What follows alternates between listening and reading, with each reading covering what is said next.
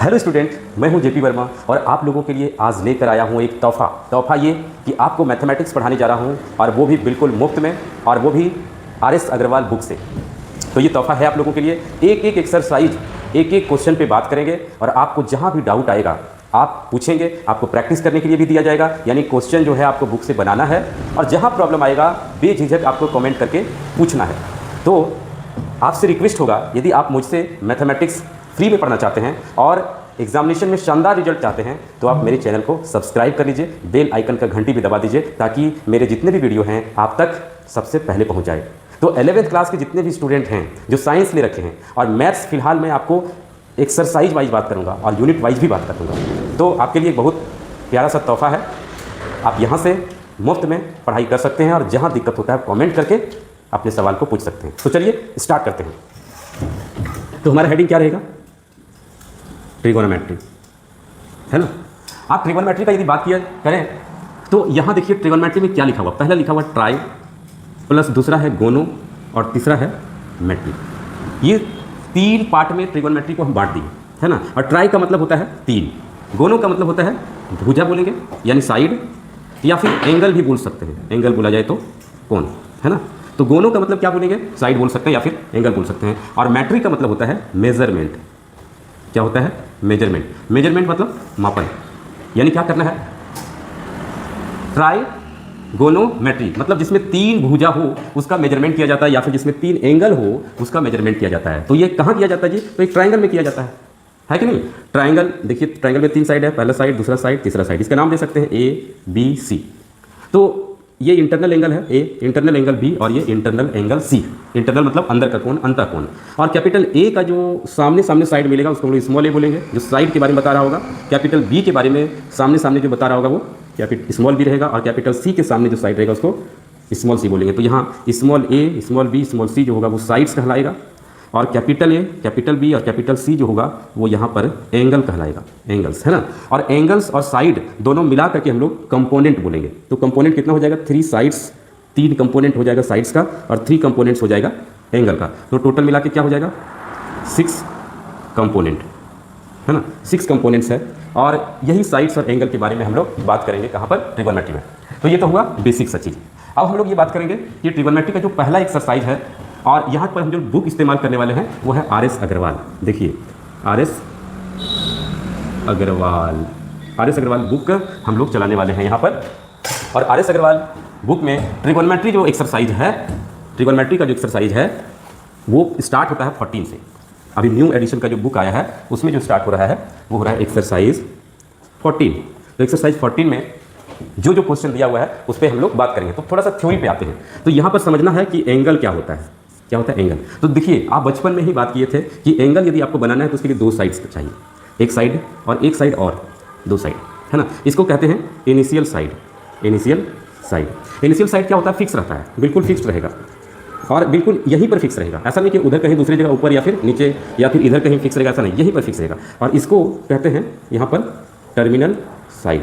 और ये रोटेट करेगा, ये फिक्स नहीं रहेगा, ये रोटेट कर सकता है, ठीक है। अब देखिए शुरुआत में यदि देखा जाए तो इनिशियल साइड यहीं पर है, इनिशियल साइड, और टर्मिनल साइड भी यहीं पर है, टर्मिनल साइड भी यहीं है। जब दोनों एक के ऊपर एक आ जाए यानी ओवरलैप कर जाए टर्मिनल साइड, तो यहाँ पर जो थीटा यानी एंगल होता है वो होता है 0 डिग्री।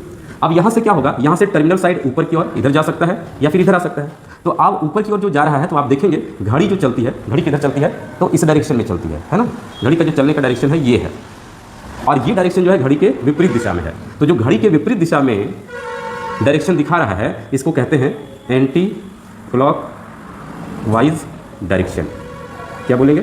घड़ी जिधर नहीं चलती है उसको कहते हैं एंटी क्लॉक वाइज डायरेक्शन, और जिधर घड़ी चलती है, जिधर घड़ी का सुई मूव करता हुआ नजर आएगा उसको बोलेंगे क्लॉक वाइज डायरेक्शन, ठीक है। तो आप देखिए टर्मिनल साइड जो घूमेगा वो तो एंटी क्लॉक वाइज डायरेक्शन में घूम सकता है या फिर क्लॉक वाइज डायरेक्शन में घूम सकता है। अब यहाँ पर देखिए ये टर्मिनल साइड इधर आ गया है, तो आपको ये देखना है कि इनिशियल साइड तो यही रहेगा, ये तो फिक्स है यहाँ पर। तो ये क्या इधर से घूम करके आया है, यहाँ जस्ट ऊपर हो गया है एंटी क्लॉक वाइज में, या फिर क्लॉक वाइज में हुआ? यदि क्लॉक वाइज में घूमता तो ये इधर से घूम करके इधर आता, मतलब ये देखिए ये इधर से इधर आता। तो ये बता रहा है क्लॉक वाइज डायरेक्शन को, और ये बता रहा है एंटी क्लॉक वाइज डायरेक्शन को। तो जो क्लॉक वाइज में जो एंगल होगा वो, सॉरी, जो एंटी क्लॉक वाइज डायरेक्शन में जो एंगल होता है वो होता है पॉजिटिव एंगल। तो मान लेते हैं कि ये एंगल कितना है? थीटा है। क्योंकि एंटी क्लॉकवाइज में कितना लिए हैं, थीटा लिए। तो क्लॉकवाइज में कितना होगा, देखिए पूरा घूम जाता तो 360 डिग्री हो जाता, लेकिन क्लॉकवाइज में घुमा है ये इतना ही घुमा हुआ, थीटा कम घुमा है, मतलब एक चक्कर पूरा लगा रहा है, एक रोटेशन पूरा हो जाता है तो यहाँ सट जाता, लेकिन ऐसा नहीं हुआ। तो ये पक्का 360 डिग्री माइनस थीटा है ना। अब जरा देखिए एंटी क्लॉकवाइज डायरेक्शन में एंगल को पॉजिटिव लिया गया है, तो क्लॉकवाइज डायरेक्शन में एंगल को नेगेटिव में लिया जाता है। तो यहाँ से क्या क्या आपको समझ में आया कि एंगल जो होता है वो पॉजिटिव एंगल भी होता है और नेगेटिव एंगल भी होता है। एंगल जो होता है वो कितने तरह का, दो तरह का, पॉजिटिव एंगल और नेगेटिव एंगल। अब बात है कि पॉजिटिव एंगल कब बनता है, तो आप सीधा सीधा देखिए पॉजिटिव एंगल जब terminal side anti clockwise direction में घूमेगा। तो हम लोग यहाँ इनिशियल साइड फिक्स कर दिए और टर्मिनल साइड अभी यहीं पर है। आपको यदि पॉजिटिव एंगल बोलेगा बनाने तो क्या होगा, तो एंगल ऐसे करके ऊपर की ओर आएगा, है ना। ये पॉजिटिव एंगल के बारे में बात कर रहा हूँ। ये देखिए ये डायरेक्शन देना जरूरी है, ये डायरेक्शन देना जरूरी है ताकि ये पता चले एंटी क्लॉकवाइज डायरेक्शन में है और ये पॉजिटिव एंगल के बारे में बताएगा। और यदि नेगेटिव एंगल का बात हो तो इनिशियल साइड यहीं पर है और टर्मिनल साइड ये क्या होगा, इस बार ये नीचे की ओर आएगा, ऐसे आएगा, तो ये ऐसा दिखेगा और ये एंगल कैसा दिखेगा यहाँ पर इस तरह से, और यहाँ माइनस थीटा बोल देते हैं। तो ये है नेगेटिव एंगल यहाँ पर। तो आपको समझ में आया होगा नेगेटिव एंगल कब बनता है और पॉजिटिव एंगल कब बनता है। फिर से एक बार सुनिए, यदि टर्मिनल साइड को क्लॉकवाइज डायरेक्शन में घुमाते हैं तो एंगल जो होगा वो नेगेटिव होगा, और जब एंटी क्लॉकवाइज डायरेक्शन में एंगल को टर्मिनल साइड को घुमाते हैं तो आपका एंगल पॉजिटिव होगा। यानी पॉजिटिव एंगल और नेगेटिव एंगल कब बनता है आपको समझ में आया होगा। तो कभी आपके पास यदि आपके पास कभी एंगल माइनस में दिखे तो घबराने की कोई आवश्यकता नहीं है, क्योंकि नेगेटिव एंगल भी होता है। जबकि जूनियर क्लास में ऐसा नहीं होता था। जूनियर क्लास में क्या होता था, आपके पास आता था 30 डिग्री, 45 डिग्री, 60 डिग्री, 90 डिग्री, है ना, 180 डिग्री, ऐसा होता था। लेकिन यहाँ पर -30 डिग्री भी आएगा, -45 डिग्री आएगा, -60 डिग्री आएगा, यानी बहुत सारा एंगल नेगेटिव में रहेगा। एक चीज़ और, आप पूरा एक सर्कल जब बना देते थे तो जो एंगल होता था वो 360 डिग्री होता था, है ना। इससे ज़्यादा एंगल आप नहीं बनाए होंगे, लेकिन अभी देखिए 360 डिग्री एंगल से भी ज़्यादा हम लोग बनाएंगे। मान लेते हैं कि आपको 400 डिग्री का एंगल बनाना है, तो सबसे पहले इनिशियल साइड यहाँ रख देंगे, ये इनिशियल साइड है। अब आप देखिए टर्मिनल साइड को हम यहाँ ऐसे रख देंगे, टर्मिनल साइड को ऐसे रख देंगे। अब आपको 400 डिग्री एंगल पॉजिटिव में बनाना है, तो पॉजिटिव में बनाने के लिए आपको कौन से डायरेक्शन में घुमाना है टर्मिनल साइड को, तो आपको घुमाना पड़ेगा एंटी क्लॉकवाइज डायरेक्शन में। तो जरा देखिए इधर से घुमाना चालू कर रहे हैं, एंगल क्या हो रहा है, बढ़ते जा रहा है पॉजिटिव में, बढ़ करके पूरा एक चक्कर लगा देंगे, पूरा एक सर्कल पूरा हो गया। यहाँ कितना एंगल बन गया, 360 बन गया, मतलब एक चक्कर पूरा ले लिए तो 360 डिग्री हो गया। और आपको पूरा करना है 400, तो 40 डिग्री और बनाना पड़ेगा। तो 40 डिग्री थोड़ा सा देखिए और कर दे रहे ऊपर, यानी ऐसा दिख रहा है, ऐसा दिख रहा है। यहाँ पर ये 40 डिग्री बढ़ाएं, लेकिन देखिए एक रोटेशन पूरा हो गया और फिर से 40 डिग्री बनाए हैं। तो ये एंगल जो कहला रहा है यहाँ पर, वो एंगल हो गया कितना, 400 डिग्री। यही 400 डिग्री माइनस में यदि बनाने बोलता तो क्या करते हैं, इनिशियल साइड तो फिक्स करके रखते हैं, और टर्मिनल साइड जो पहले इधर घुमा था पॉजिटिव एंगल के लिए, अब ये उधर नहीं घूमेगा, ये क्लॉकवाइज घूमेगा, इधर से घूमेगा, इधर से घूमेगा। देखिए 1 रोटेशन पूरा हुआ 360, और 40 डिग्री और लेंगे तो थोड़ा सा इधर आएगा, यानी कि किधर जाना चाहता है, इधर जाना चाहता है। और जरा देखिए कितना घुमा है, एक 1 रोटेशन और फिर से इतना सा ज़्यादा, और ये लिखेंगे -400 डिग्री। इस तरीके से आप जितना ज़्यादा घुमाएंगे एंगल उतना ज़्यादा होता चला जाएगा।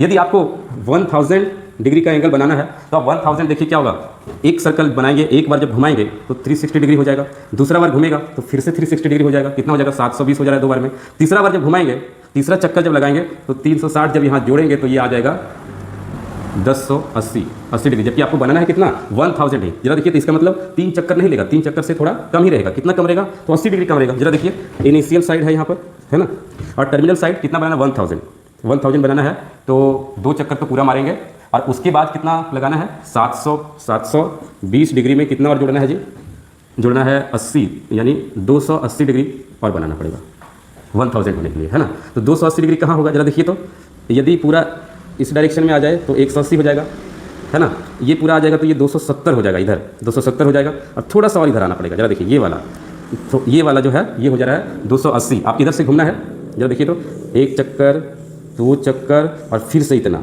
तीसरा चक्कर गया, और ये हो गया कितना डिग्री, 1000 डिग्री का एंगल हो गया। बस समझ में आ रहा है। और यही चीज़ क्लॉकवाइज में करते हैं तो नेगेटिव एंगल बन जाता। तो आपको एंगल बनाने के लिए पता चल गया होगा कि किस तरह से पॉजिटिव एंगल बनाते हैं और नेगेटिव एंगल बनाते हैं, ठीक है।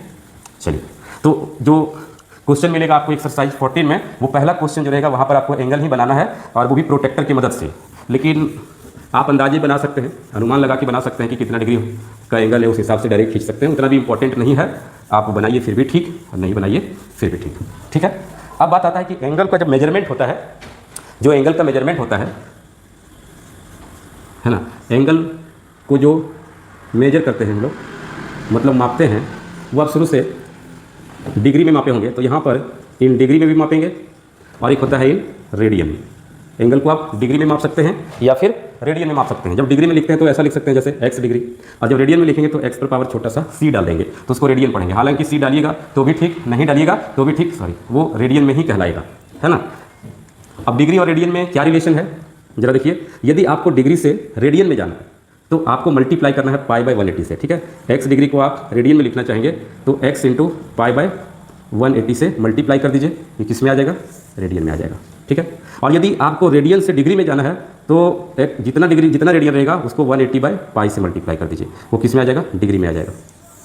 बस में आ रहा है। आप जरा सा देखिए, डिग्री में बात की जाए तो डिग्री में जब मेजर करते हैं तो यहाँ मिनट भी रहता है, ठीक है, मिनट भी रहता है और उसके बाद सेकेंड भी रहता है, मिनट भी रहता है और सेकेंड भी रहता है, और रेडियन में कुछ नहीं रहता, बस यही रहता है। आप कहते होता क्या है, यहाँ पर वन राइट एंगल जो होता है, यदि डिग्री मेजर का यदि बात किया जाए तो वन राइट एंगल जो होता है वो होता है कितना डिग्री का, 90 डिग्री का। One right angle is equal to 90 degree का होता है, ठीक है। अब है क्या कि यहाँ पर आपको कैसा दिखेगा डिग्री मेजर में, पहले तो x डिग्री दिख सकता है, उसके बाद y मिनट, मिनट में एक डैश लगाते हैं और z डबल डैश से सेकंड में लिखते हैं, ऐसा डिग्री मेजर दिख सकता है आपको। x डिग्री, y मिनट और z सेकंड कैसा दिखेगा, जैसे दिख सकता है 200 डिग्री 50 मिनट और 27 सेकंड, इस तरह से आपको डिग्री मेजर में एंगल दिखाई दे सकता है, ठीक है। और जब इसमें दिखेगा, रेडियन में जब दिखेगा तो आपको सिंपली दिखेगा 2 पाई बाई 3 या फिर पाई बाई 3, इसके ऊपर c लगा रहे तो भी ठीक और नहीं लगा रहे तो भी ठीक, इस तरह से ऊपर में c लगा रहेगा। लेकिन जो आप बचपन में जो एंगल देखते थे वो पूरा एंगल देखते थे, 30 डिग्री होता था, 60 डिग्री होता था, उसके साथ मिनट और सेकंड नहीं दिया जाता था, यहाँ पर मिनट और सेकंड भी देना पड़ेगा आपको, जरूरत पड़ेगा तब, ठीक है। तो आई होप आपको समझ में आया होगा कि डिग्री और रेडियन दो तरह का यूनिट होता है। यहाँ पर हम लोग जब मापते हैं तो डिग्री में भी माप सकते हैं और रेडियन में माप सकते हैं। जब डिग्री में मापेंगे तो आपको मिनट का सामना करना पड़ेगा और सेकंड का भी सामना करना पड़ेगा, और डिग्री तो रहेगा ही रहेगा, ठीक है। तो जो क्वेश्चन है यहाँ पर एक्सरसाइज 14 में जो क्वेश्चन है वो क्या रहेगा कि आपको डिग्री से रेडियन में ले जाने के लिए कहेगा और फिर रेडियन से डिग्री में ले जाने के लिए कहेगा, ठीक है। तो आप वीडियो में बने रहिए, आपको एग्जाम्पल देकर के बताता हूँ कैसे डिग्री को रेडियन में बदलेंगे और रेडियन को डिग्री में बदलेंगे, ठीक है। तो मेरे पास बुक है यहाँ पर और हम यहाँ से क्वेश्चन ले रहे हैं। यहाँ पर 2 नंबर का क्वेश्चन है एक्सरसाइज 14 का। ये कहता है एक्सप्रेस